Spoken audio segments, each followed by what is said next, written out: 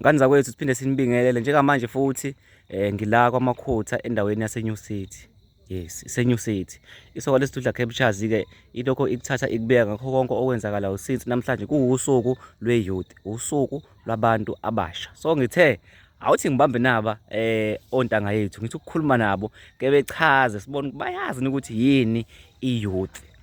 Bayazi ngithi yini i-youth, mhlawumbe abazi ukuthi yini i-youth. Kodwa ke angizopholisa amaseko ngani zakwethu, ngizoqala la kunangu ubafo ogqoke ijakhethi emnyama ublack. Ngani yakwethu masikubingelele sithinde sikwamukele kulo mbukiso. Uzoshintsha igama uthi uba igama, uba isibongo, ufunda kuphi bese usichazela ukuthi yini i-youth.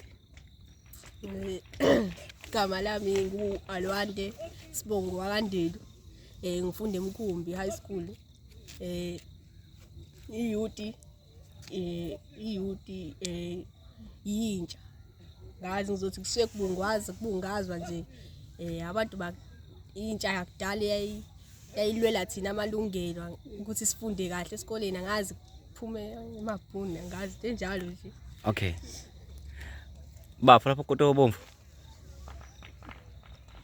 Igama lami ngu-Elihle Sibongwazuma. Ngifunda eMakhutha High kwa-11. I-youth usuku labantu abasha. Sure. Lapho suke kugubhazwa khona ukuthi sonke sinama-rights abantu. Yeah. Ngani yakwethu?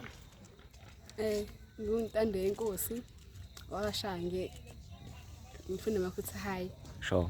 I-youth ila khona kwalwelwa khona ukuthi ngazi noma ingane ifunde. Yeah. Noma yabo amalungelo nje. Okay, ke siqala yini i-youth? Yintsha. Yintsha. Umuntu onjani kuthiwa usafola ngaphansi kwentsha?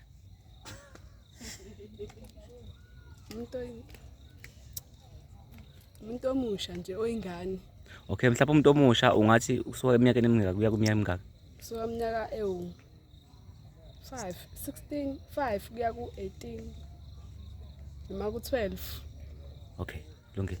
Dadewethu angize ngawo uba igama ngaba isibongo ufunda kuphi? Nolwazi wakamakhanya ngifunda eMakhutha High. Ya mhlawumbe ungakutshela umuntu ozobuka lo mbukiso ukuthi uma sikhuluma ngosuku lwe-youth siqalela nje yini i-youth? I-youth intsha.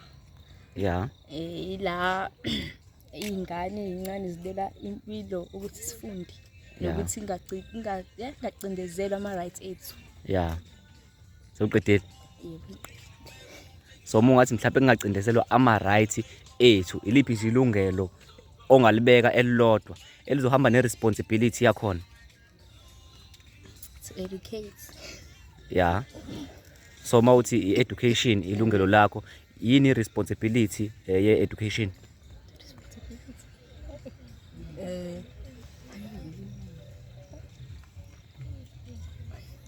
Masithi responsibility ngicabanga ukuthi ikuphi kumele wena uyibophezele ngakho ekutheni education kuwena iphumelele noma ngithi uyibone ukuthi yakusebenzela. Focus. Qedileke. Bafo lapha emuva hamba kahle. Yebo hamba. Igama nesibongo. Igama lami Nkosi Mpilo waso ngifunda eZuzu Mqhayi. Yeah. Usuku lwa namhlanje. Usuku le-youth. Yini youth? Youth uqasintsha. Intsha. Khipha igama uthi ngicabanga. Yini youth? I-youth intsha. Yeah. Umuntu ongambiza ngokuthi usamusha noma esingambeka under intsha ungathi kusuke eminyakeni emingaka eminyaka emingaka? Suka 6 years yogcina ku 17. Okay. Mfowethu hamba kahle. Yebo hamba kahle. Igama lami uFikani Sibongo owakaBuso. Ngifunda eGranges Secondary School ugrade 10. Sure. Yeah, so masikhuluma ngosuku lwentsha sikhuluma ngani? Sikhuluma ngabantu abasha. Yeah. Kusuke kwenziwani nje?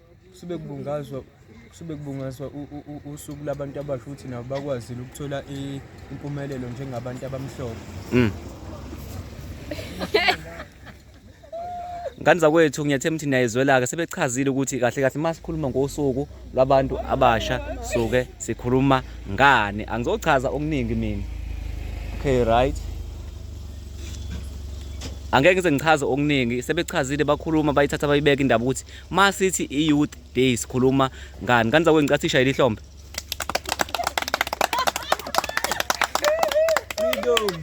Okay, sizosho kanye ke sithi happy National Youth Day. Happy National Youth Day.